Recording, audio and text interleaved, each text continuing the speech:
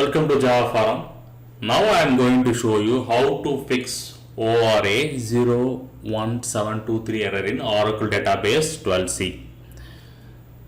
So I have logged into the SQL Plus editor as a common user called c-score, which I have already created. Okay, so make sure that you have enough permission to execute the SQL queries.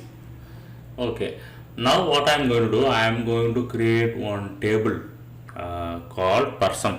Okay, so I am creating one field name name column with the varchar to data type. So here one error is thrown, ORA-01723 zero length columns are not allowed, which means that every column must have a length greater than 0. Okay, otherwise this ORA-01723 error will be thrown. So now you can see that after the fix, table is created successfully.